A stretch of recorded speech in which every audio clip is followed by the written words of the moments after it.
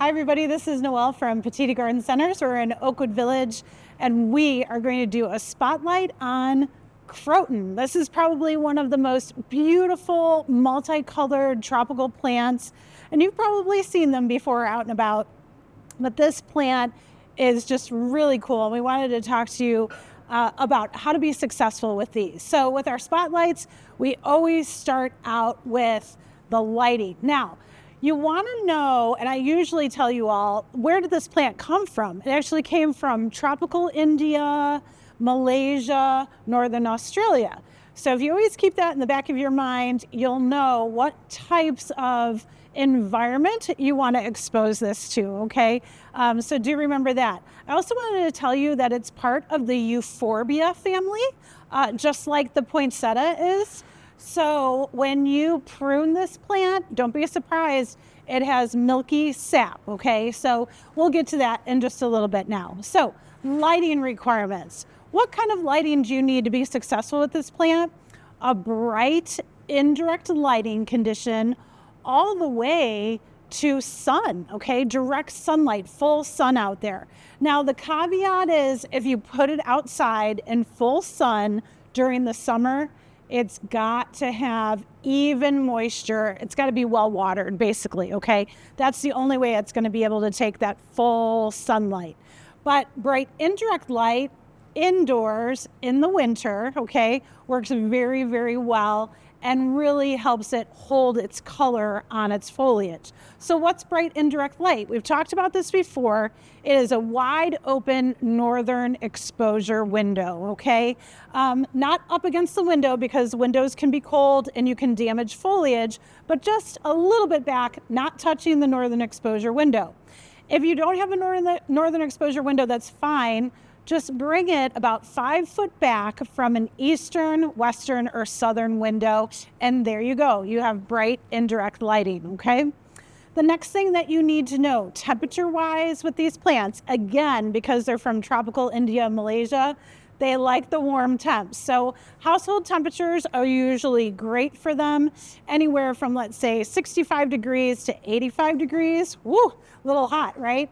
But they actually do like the warmer temperatures. So if you do keep your house a little bit warmer over the winter, they're not really going to mind that at all, okay? So that's a good thing to know. Watering wise, let's tell you, watering this plant is pretty, I would say, average watering for a foliage tropical plant, okay? So what you want to do is keep it evenly moist to slightly dry, okay? And we always want you to err on the slightly dry end, especially for this plant, because if you overwater, it's gonna drop foliage and look really, really unhappy, okay? And it's easier to correct a drier condition than it is a wet condition, okay? So when you're watering, go ahead, take the plant, fully moisten the soil substrate. I say this every time. You guys should know this by heart now. Let the water run out the bottom of the drainage holes until it stops, and then go ahead and thoroughly water the soil substrate again, let it drain out, and then your plant's fully watered or irrigated, and then go ahead and put it back where it's growing, okay? Now, that is really good. If you want to, like an indicator, we talk about the finger test, so go ahead and put your finger in about 1 inch deep. And then if you're pulling out your finger and you don't see any soil on your finger, that means it's okay. It's a little bit dry. That's good. You're ready to go and you're ready to water again, okay? Moisture meters also help, and so do lifting the pot to see if it's a little bit lighter than it was the last time you watered, okay? So that, being aware with that. The other thing is humidity. Now, they're very, very tolerant of lots of different humidity levels, but they like it right in the center. So if you can get anywhere from, let's say, 40% humidity to 60% humidity, or anywhere in between, this plant is going to be very, very happy, okay? So do remember your humidity, whether you put a humidifier out by the plants, you put a tray with pebbles and water underneath the plant, all those things are good. Spray misting in the morning, that also works really, really well. So no problem. High humidity. Soils. The soils here that we would use with this plant are just going to be your average potting soils. They like a lot of organic matter and they like rich soil. So potting soils don't necessarily have nutrients in them, but they have a lot of peat or pine fines, organic matter in them. So that's a good thing. So just your average potting mixes work really, really well for this plant. And then, of course, after that, we're going to fertilize them, but really only during the growing season again. So for us in Northeast Ohio, April to September, that's really the growing season for us for the most part. And so just feed them at that time. We often recommend using Osmocote Pink Label for foliage plants. It's slow release. One application in April takes you all the way through the growing season. That's it. That's all you have to do to feed them. Other formulations can be used. Just make sure you read the label and the instructions and how to use it on tropical foliage plants, okay? After that, let's talk about maintenance. And I think the Croton family is sort of medium maintenance. It's not super easy and it's not hard, but the reason it's sort of medium is it's a little bit persnickety about its temperatures, its watering, and so forth. So again, if you have a lot of fluctuation in temperatures, this plant is not going to be happy. It's going to start dropping foliage for you, okay? If you have a lot of fluctuations in your water, you go from too wet to too dry, that's not a good thing either, okay? So again, even moisture, bright indirect light, this plant is going to be much happier, okay? Now, if it gets a little bit too big, a little bit too stringy, or maybe it's leaning towards light or what have you, no problem. This plant is meant to be pruned. And when it's growing in its native habitat, it gets to be bushy. These are plants that can be used as foundation plants, in tropical areas, okay? Not in Northeast Ohio, unfortunately. So go ahead and prune them. And the best time to do that is actually spring. So you can go ahead and pinch foliage. You can cut back taller branches if you want to in the springtime, and they'll produce more nodes, more growth, and you'll be ready to go. No problem whatsoever, okay? Another thing that we like about Croton is actually they do propagate very, very well. And they propagate through air layering, but also tip cutting, okay? So you can do this anytime, spring or summer. And really, for a tip cutting or a softwood cutting, is you're literally taking a couple inches of the tip of the plant, okay? And you are removing it just above a leaf node.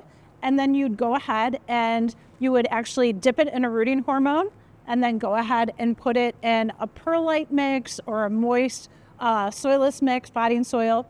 And then you'd go ahead and, we say tent it. So you'd take a clear plastic bag, you'd secure it on the pot. It would be holding all of the moisture, the humidity in around that tip. And that's where you get roots to grow. And then you can go ahead and you have your new Croton plant, your starter plant, okay? The other way to do it is air layering. And it's a little bit harder of a concept, but you take a long branch of that plant, you go ahead and rub off about an inch or so of the outer bark all the way around the stem. You go ahead and pack that stem with moist peat moss, or I should say sphagnum moss. You want it to be a little bit more dense. So moist sphagnum moss, you go ahead and put that around that cut part of the bark. And then you go ahead and you can just take a clear plastic sheet and tape it around the sphagnum moss, or you can take a piece of foil and just wrap it around the sphagnum moss, secure it at both ends, and you're ready to go. Roots will grow from that area where you remove the outer bark layer, and they'll fill that sphagnum moss. And when it is filled, when it feels a little bit more solid, if you will, you've got a new plant. You just cut below the rooted area and you go ahead and plant it in potting mix, moist potting mix. You've got a new Croton. So there you go. Propagation does work with Crotons, and it's not too hard. So it works fairly well, okay? With this plant, I'm going to tell you, repotting, you're really repotting when you're starting to notice that roots are coming to the surface of the soil, or when you're watering and the water's just running right through, okay? Those are two indicators that there's a lot of roots in there and it's time to move the pot up. So you're just potting up the next size. So if you started with a 4-inch pot in diameter, you would move it up to a 5 or a 6-inch pot, and so on. Okay, so usually 1 to 2 inches larger is really a good practice, and you do that in late winter, early spring, again, when the plants are starting to actively grow again. Okay, there's lots of varieties here. You'll always know with a croton all the different colors, and you might find a rainbow of colors on these plants. Mostly you'll see the yellows and the oranges really stick out. There are several varieties that produce a beautiful red. Sometimes they'll fade in a little bit more sunlight, and you get like beautiful pink, rosy hues out of them. So that's really fun. Sometimes you get coppers and bronze colors as well. So it's just fun to see how all the different varieties really develop all the different color potentials that they can have. And it's all those different pigments that are inside that leaf that make them really special. You can also tell that there's many different textures of leaves. Sometime, like this one, this is Picasso's paintbrush. It has the thinnest of foliage here.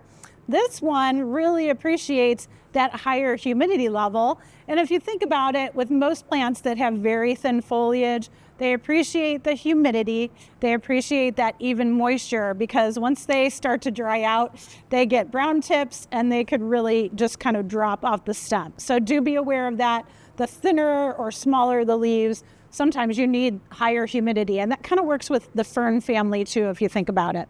Okay. Larger leaves. This is real typical. I'd say this croton out of all of the varieties, this one's called Petra. And you'll see Petra out and about, lots of different colors, usually the yellows, the oranges, and the reds on Petra.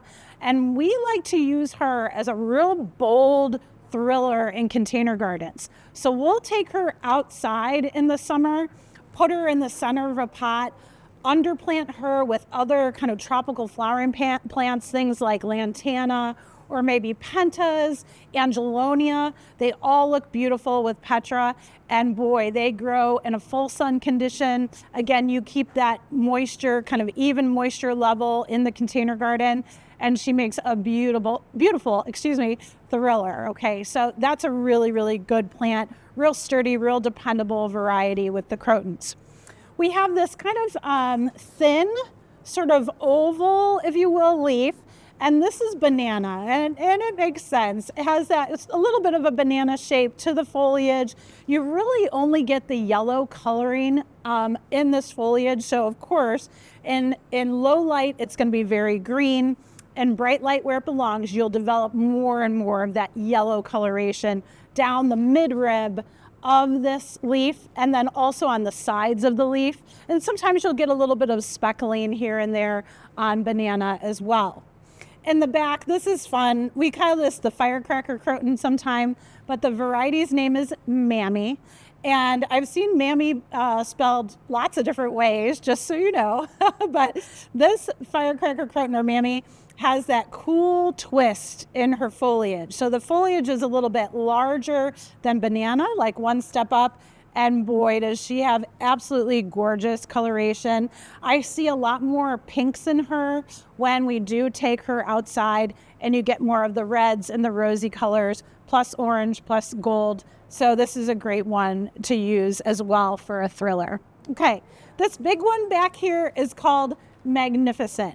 And Magnificent kind of has the typical sort of oval leaf, if you will, very wide, very leathery, very smooth, like most of the crotons do, but it has splotches of color all over the plant.